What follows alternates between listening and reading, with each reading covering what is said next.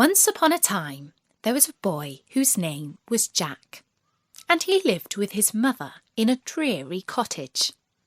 They were very poor, and the old woman earned a few pennies by spinning. But Jack was so lazy that he would do nothing but bask in the sun in the hot weather and sit by the corner of the fire in the winter time.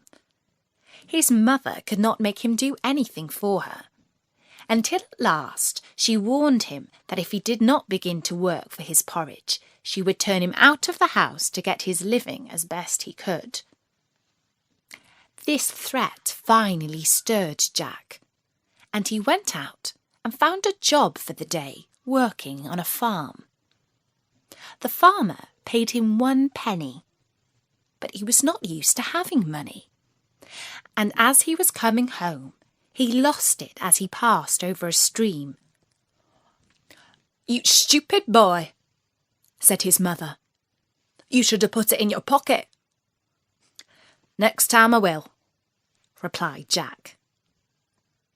The next day Jack went out again and found a job with a cow keeper, who gave him a jar of milk for his day's work. Jack took the jar and put it into the large pocket of his jacket, spilling it all long before he got home. "Oh, dear me," said the old woman. "You should have carried it on head." "Next time I will," replied Jack. The following day, Jack found a job with a farmer, who agreed to give him cream cheese for his work. In the evening, Jack took the cheese and went home with it on his head. But by the time he got home, the cheese was completely spoiled, part of it being lost and part matted with his hair. "You good-for-nothing boy," said his mother. "You should have carried it very carefully in your hands." "Next time I will," replied Jack. The day after this, Jack went out again and found a job with a baker, who would give him nothing for his work but a large tomcat.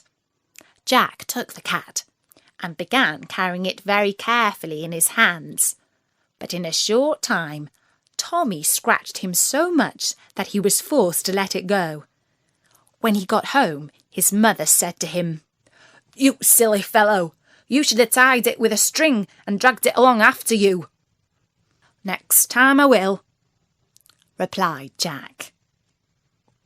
The next day, Jack hired himself to a butcher, who rewarded his labours by the handsome present of a shoulder of lamb. Jack took the meat, tied it to a string, and trailed it along after him in the dirt, so that by the time he had got home, the meat was completely spoiled.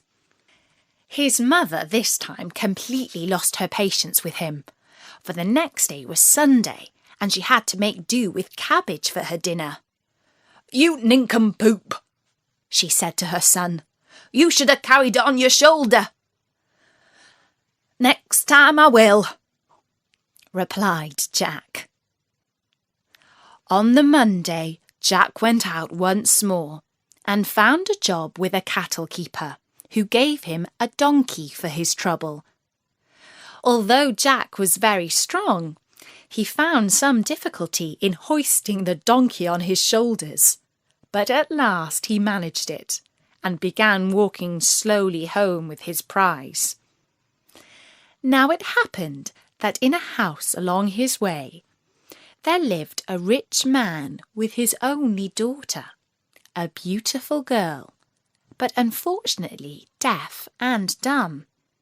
She had never really laughed in her life, and the doctor said she would never recover till somebody made her laugh.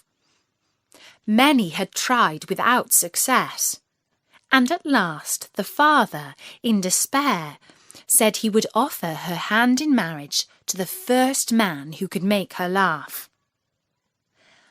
The young lady happened to be looking out of the window when Jack was passing with a donkey on his shoulders, the legs sticking up in the air, and the sight was so comical and strange that she burst out into a great fit of laughter and immediately recovered her speech and hearing. Her father was overjoyed and kept his promise by marrying her to Jack, who was thus made a rich gentleman.